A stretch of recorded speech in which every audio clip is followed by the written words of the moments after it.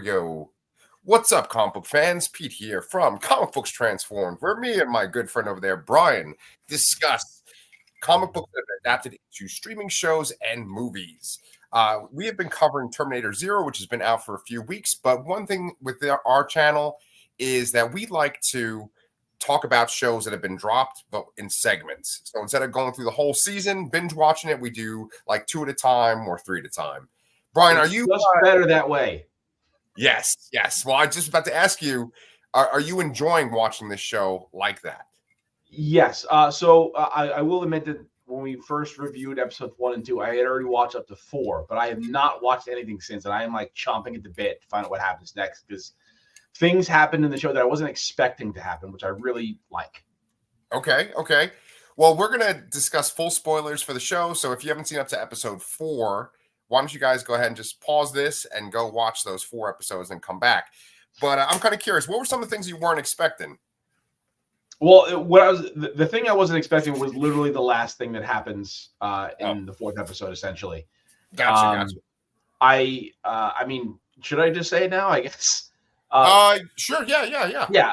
Essentially, we witnessed Judgment Day happen, and I wasn't expecting that. I figured that we would, get to a point where it would be not prevented, I guess. But I mean, I wasn't expecting it to happen halfway through the series and to have things go on afterwards.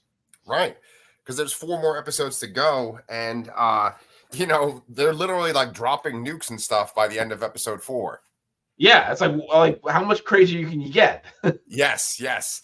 It's funny because in our notes for today, I was going to talk a lot about how this show in general feels the most like the original Terminator.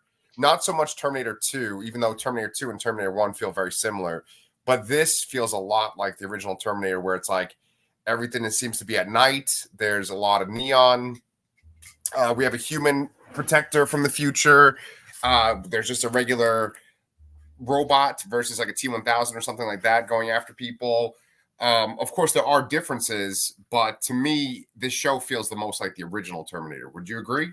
I think I really feel it's a mix of both here, especially with the visuals of the Terminator in these 2 episodes, because he's got the motorcycle jacket and the helmet. Very much looks like the T-1000 to me. That's a very good point. Yeah, I think like you're right. Like aesthetically, there's stuff that's similar to Terminator 2, but like I think the feel and the pacing is like Terminator the original. And there's little like quotes and stuff that kind of are from Terminator 2. Like I mentioned in our last recording that there's like the little boys shooting laser guns at each other, and that's like the 2 boys in Terminator 2. Yeah. Yep. But let's talk about that Terminator that's in this show. So he's voiced by Timothy Olyphant, and in episode 3 we finally hear his voice. We get a lot of it. Like one line. Yeah. He doesn't talk much, but it's creepy as hell. It was creepy as hell. And I keep thinking, like, wouldn't it be great if that's like the only thing he says, like the entire show? Yeah. It's equivalent of I am Groot. Yeah. Yeah. Well, more so it's like they got this really big name, to do this voice. And I don't know. I even sort of almost see some visual aspects of Timothy Olyphant in the Terminator, features, but I could be completely misreading that. But I just think it would be funny to have to get a big name actor, a named actor, to just say 2 lines in one episode. I mean, I can't imagine what else he would need to be saying beyond now. Yeah. But I didn't think that we'd be watching the nukes drop in this show either. Yeah. Well, I think that what we're going to see is like how Skynet and Kokoro interact. And so we might see him kind of almost being like an advocate for Skynet, like he's talking on Skynet's behalf. So that might be some more dialogue from that Terminator. Maybe. But we do hear Kokoro say that she has the ability to see what Skynet's how Skynet is determining that mankind is not worth saving, and she can see why they came to the decision. So it maybe it might not even need the Terminator from there on out. Yeah, who knows, man? I mean, with Kokoro, it's funny because I actually went back and rewatched these episodes because I did the same thing as you. I watched up to episode 4, and then I like rewatched them just so I would have notes. And I noticed that like she has like 3 aspects, right? There's like 3 different versions of her, and it seems like one of them really doesn't like humanity, right? But the other 2 are like a little bit more peaceful and understanding. Yeah. And they don't talk as much either. Yeah. And it's funny, I didn't even really pick up on that visually until maybe the 3rd or 4th episode. Like I definitely did not notice that earlier on. Right. Yeah, because there's so much going on in those scenes where Malcolm is talking to her. Like there's always like crazy visuals going on around them, you know? Yeah. Yeah. Yeah. It's so funny because like this show, it takes place in 1997, and the technology is like way more advanced than ours, but then it's also the technology of 1997. It's like 2 things at once. It's like a acronym, right? No, that's not the right word. Oxymoron, whatever. Yeah, smart people. Yeah. So that, but like the stuff with Kokoro is like so advanced where like there's one part in the last episode, we didn't even talk about this, but like she demonstrates Judgment Day and it looks like fucking Malcolm is like getting burnt to pieces. Yeah. But like how the hell is she doing that? Right. So it's cool. Yeah. Let's keep going with the Terminator though. So one thing I want to interject there. I actually threw on T2 earlier, and I was watching through that just as a refresher because I haven't watched it in probably, I don't know, 10 years maybe. I don't know. Yeah. And I was thinking like, man, this movie is so damn good. But like sometimes, and while it's not bad, like the T1000 CGI sometimes, I mean, it's very early, obviously, in that kind of, filmmaking process, the special effects, I mean. But like it doesn't look great, but it's like great for the time, I guess. Yeah. And like, but we can see like full on, apocalypse is made by Kokoro here. Yeah. I mean, when I look back at Terminator 2, honestly, I don't really see that many flaws with visual effects. It's like from like 1992, right? 91 or 92. Yeah, I think it was 92. No, it's really just the couple scenes where he's like the T1000 is fully liquid because that's CGI and like that. It's not that it's bad, but it stands out. Like you can like I feel like obviously technology is a lot better these days, but this movie is just so good. Like, oh my God. There's like no flaws in this movie, really. Yeah, I was thinking about Cameron, and we're going off on a little tangent here, and that's fine. But I was thinking about how like he's made like fucking Terminator 2 and Aliens and Titanic. Like, how many movies does he have under his fucking belt? Yeah, I mean, to me, it's like the glow up. Well, I don't want to say that Aliens is like a huge globe of aliens. They're both fantastic, but I do think that T2 over T1 is a lot. It's a lot bigger of a leap to me, I think. Mm-hmm. I mean, all 4 of the movies are excellent, like all-time great movies. But to me, I can debate. I can have it. I can debate between if Alien or Aliens is superior. Like I can see points on both sides, but and while I do love the original Terminator, like T2 is just so much better. Yeah, no, I totally agree, and I think that with the sequels that came later, they're always trying to like be bigger or to top it, especially with like the villain. And that's what's refreshing about this show is that he's just basically a regular Terminator. He has to be creative though. And one of the things that I think is so interesting about this show, they don't have guns in Japan that are just readily accessible. Like remember in the first Terminator, he just goes into a gun shop and he's like loading up a gun and he just shoots the gun store owner. Yep. Yeah, in this, he can't do that. So he basically like cuts a hole in his skin and has a crossbow under his skin. I think that's so cool. Yeah, I thought it was really cool, that scene. He's going around evaluating, trying to find suitable clothing and, much like every Terminator does when they first appear. And then he like goes into this like temple and like welds this crossbow together out of metal. Yeah. It's kind of awesome. Yeah, it's fucking great. Now, in Terminator 3, you have like, I think they call her the Terminatrix. She has like a number designation too, but they call her the Terminator like the advertising. Yes. Uh-oh, we frozen? that. Oh, I see you. Can you hear me? Yeah, I can hear you now. Yeah. Okay. I feel like there's a little bit of that in this third episode where the Terminator, he sees the box of the robot cat, and then he's able to like find that exact robot cat and like log into it. Yeah, he like opens his mouth and it's like a fucking modem. That was fantastic. Yeah, I have no idea yeah. how that could possibly work, but I'm down. Yeah, just hearing that noise, it's like, yep, that's 1997 right there. Yeah. Yeah. So, speaking of cats, we're getting like these little glimpses of what happened to Malcolm's wife, and I feel like there's a description in this episode where Mizaki talks about like a terrorist attack on like a train. Do you think that that's where the mom died?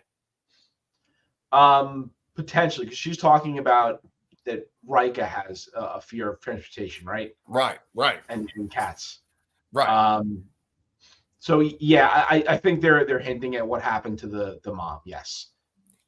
Like, I mean, I'm just trying to put this together, and it's so funny because I know other people have just watched this whole show and they're like, this is what happens, you idiot. But like, do you think that basically the mom maybe was going to take their cat to a vet, or was going to buy a cat for them, and she was on the train where this terrorist attack happened? Or maybe just the mom loved cats, potentially. Okay. So something like that. But yeah, it seems like there was some accident that happened that caused the mom's death, and the kids have not really gotten over it. I mean, they're still very young kids. I mean, I don't know if they exactly say their ages, but I wouldn't imagine them being too much more than like 12 or 13 tops. Oh yeah, definitely. Yeah. Do you think that there's any kind of deeper meaning to the mom being killed in a terrorist attack besides it's just kind of showing how brutal humanity can be to each other? Yeah, it could be either way. I'm not sure if there's a way I prefer or not, but part of the whole show so far has been Malcolm trying to convince Kokoro that humanity isn't just this like kind of self-serving parasitic, life form on this planet that makes it worse off overall. So it could be that that whatever happened is somehow related to how Malcolm knows about Terminators or something like that, or it could just be a byproduct of that argument. Yeah, that's interesting. Yeah, have you ever watched the show? Oh my God, I Caprica. Have you ever watched the show Caprica? Yeah, Caprica, yeah. Okay. So do you remember there's a fucking terrorist attack on the beginning of that, and it's on a train, and that's what leads to the daughter being in a Cylon body. Yeah, that's right. Yeah, it's been a long time since I watched that too. Do you think that Mattson Tomlinson might have been like a little bit influenced by that? Perhaps. I do know he worked on some show on Hulu that was about a robotic AI uprising. I don't remember the name of it though. Was it called Devs? Wasn't Devs? No, I always wanted to watch that too. Ditto. Yeah. Because that's by the guy that fucking made like Civil War and Ex Machina, Annihilation. That's my fucking guy right there. Oh, okay. I wish I could remember his fucking name off the top of my head. But just go back to like this kind of nihilistic attitude.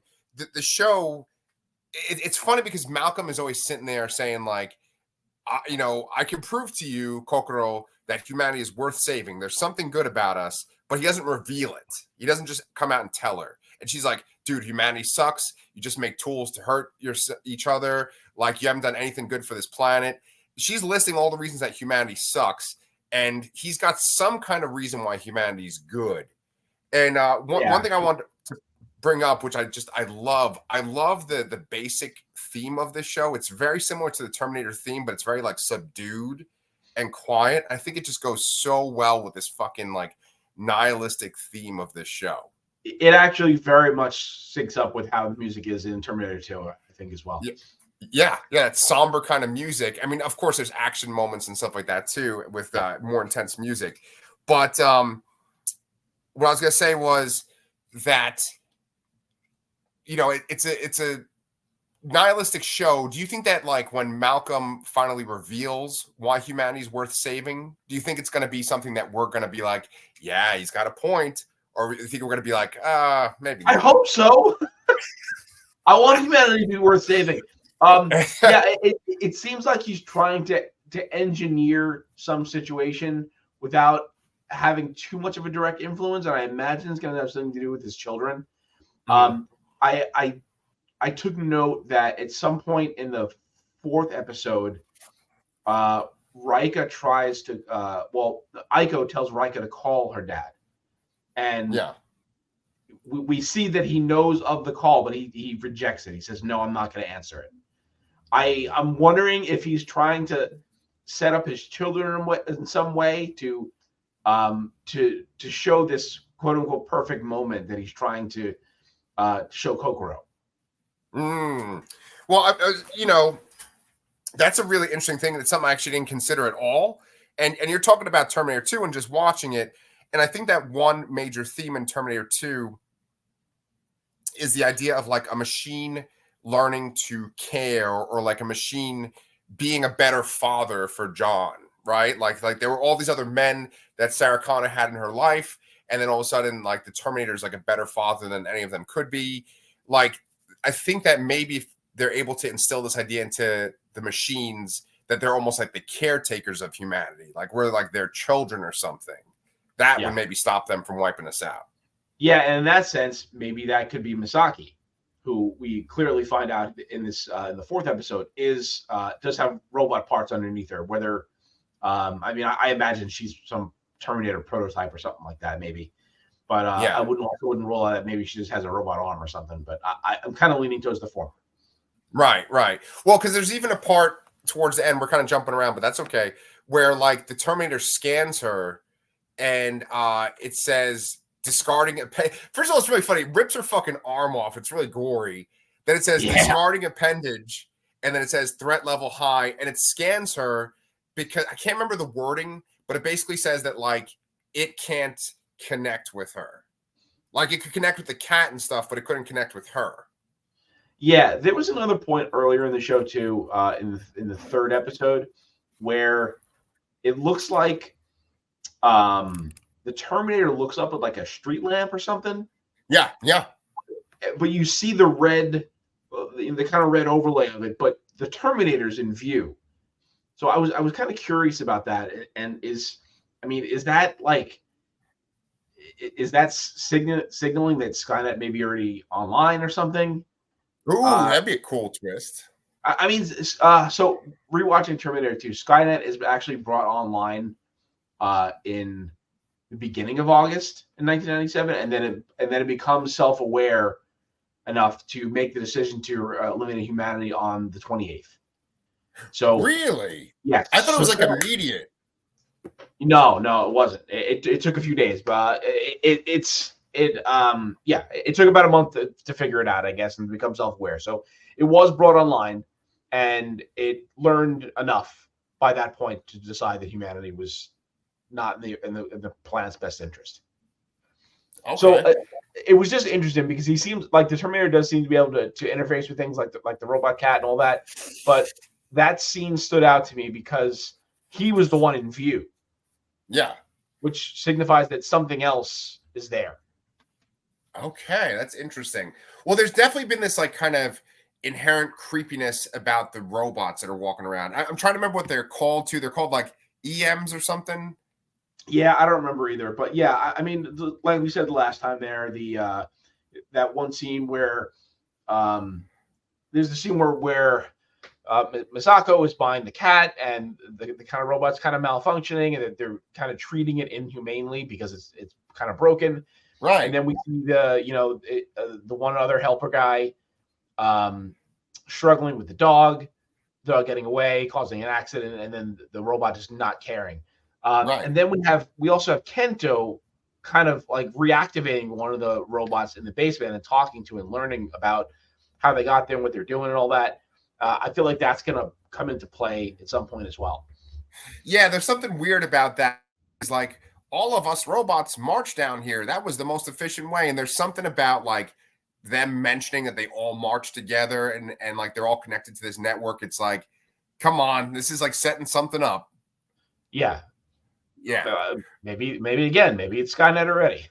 Maybe it's Skynet already. Yeah, I agree. So like all the robot shit is scary. And there's this guy that Danny really likes, and he introduced me to him. His name's Cody Leach. He's a YouTube guy too. I mean, he didn't introduce me in person. It's just he showed me his channel, and I'm kind of agreeing with a lot of his takes and his reviews.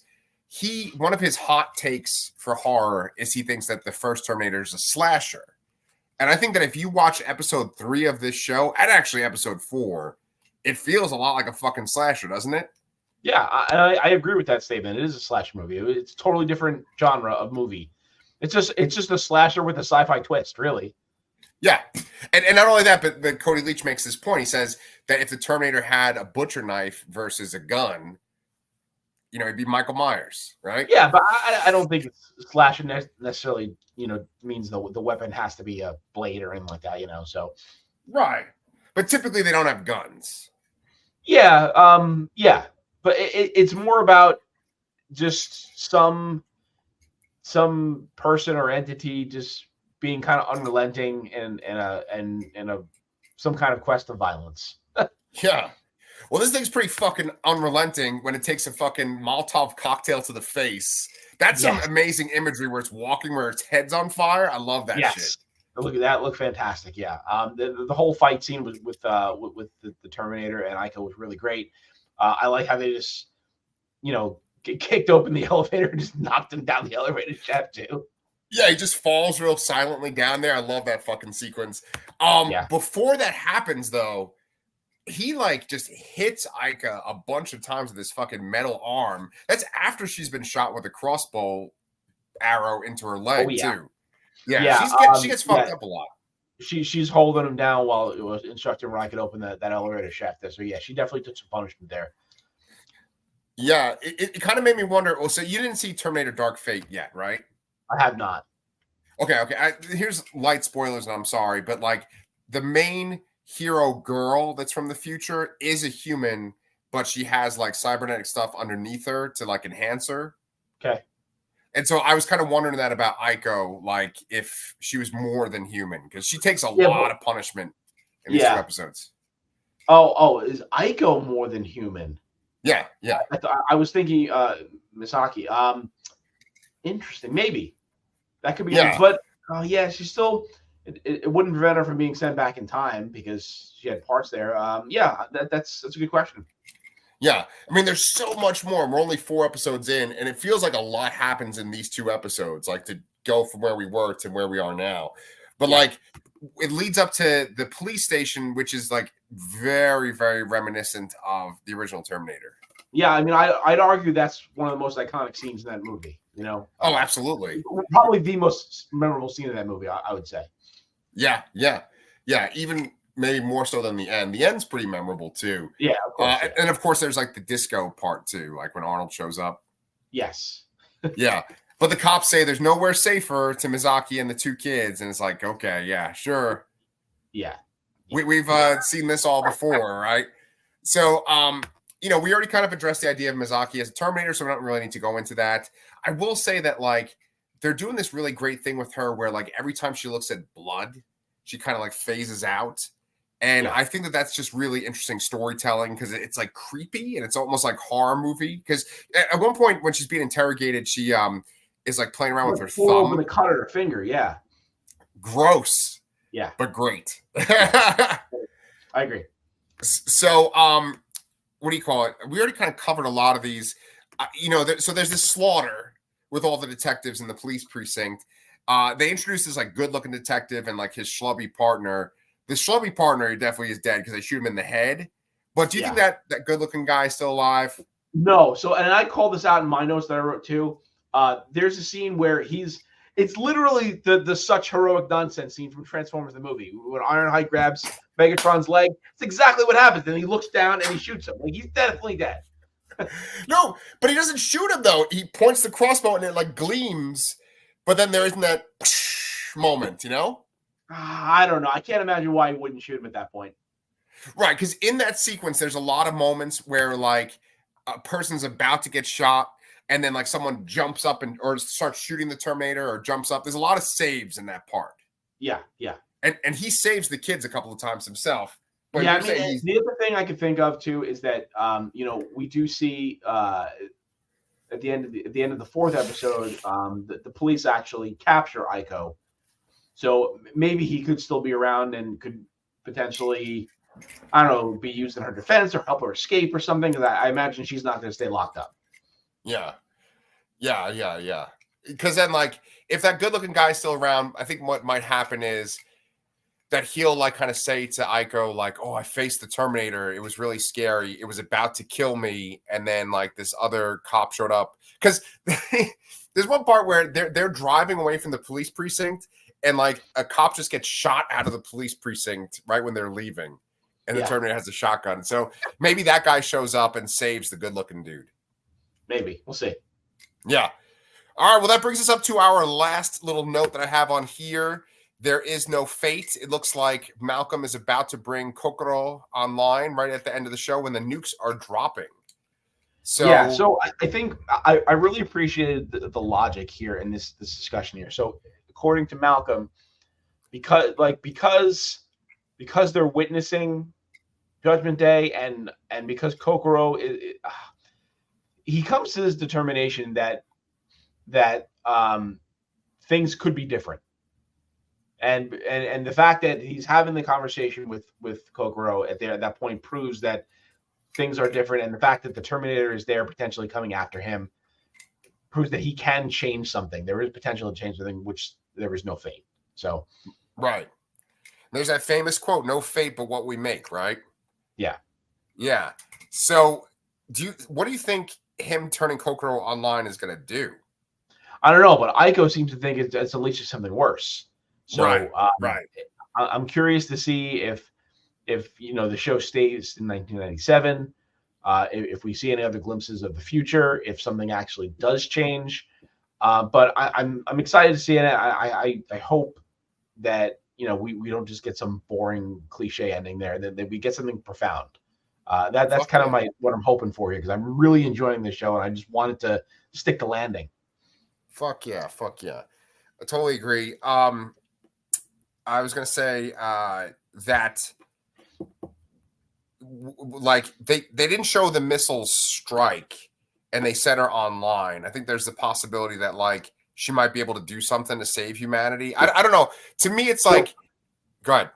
So what I learned from which I forgot in Terminator 2 is that Skynet launches nukes at Russia, right, and then Russia retaliates the U.S. against like the U.S. and that's what happens. So I kept thinking when I was originally watching the show that Skynet just attacked L.A., but no, it's more indirect than that. So there is a little more leeway here to stop what's happening, I suppose. But if they do stop Skynet, how is Kokoro worse? Again, we don't exactly know what the ultimate goals of the Terminator and Aiko are. It seems like Aiko wants to stop Malcolm there. So then is that by default then meaning that the Terminator is there to protect Malcolm? Yeah. You were mentioning that last time. Terminator then? Was it Skynet or was it Kokoro? Yeah. Man, I'm excited. I don't know. I want to know what happens. We got 4 episodes left. Do you know if Dark Fate is on Netflix? It is not, because there's a Terminator collection. It's only T2 in this show. I'm gonna make an attempt to try and go find it. Maybe I'll even rent it. Who knows? I mean, I have a couple of services, and it's very possible it's somewhere. Yeah. If you get a chance to watch it, just be kind of interested to see what you think of it and how it ties to the show too. Because Mattson Tomlin, like I said, he says that all the movies are canon to this show. Okay, yeah, and we haven't really seen too much influence of anything besides 1 and 2 so far, really. Right. So we'll see. I mean, there is a little bit of stuff like Mizaki is kind of similar to the Sam Worthington character in Terminator Salvation. Thank you, Jesus. But we'll see. And then if you watch Dark Fate, then you can kind of see if there's any similarities too. But yeah, man, that is it for now. Then I had a lot of fun talking about the show. I'm just really excited to watch this show and talk about it. Yeah, now I can watch 5 and 6. Hell yeah, there you go. But yeah, so we'll be back next week with that. And I think by next week, Transformers 1. Yeah, I'm seeing it next Wednesday, so the 18th. So Nice, man. Yeah. Well, we'll Oh, get wait, that wait, wait. done. Do you have any AMC's near you? What's your theater chain? Oh, is it Yeah, there's an Alamo? AMC near me. We have Alamo too. Yeah. You gotta go see it at AMC because there's a contest you can win those the Robocent, Optimus, and Megatron if you see it between like a certain time. Those are the auto transforming ones. They're like $1,500 a piece. Oh my Yeah. God. Oh my Make a God. point to see it at AMC. I will fucking go see it at the AMC. Fuck yes. All right. Nice, man. Nice. All right. Well, now I have something to look forward to. But anyway, you guys can look forward to another episode of me and Brian talking about Terminator if you subscribe to Comic Books Transformed. We'll be back next week with some more Terminator Zero. And then after that, we're going to have Transformers 1. So we'll catch you. Lots of robots, just the way we like it. And Brian in his Trogdor Terminator shirt over there. Boom.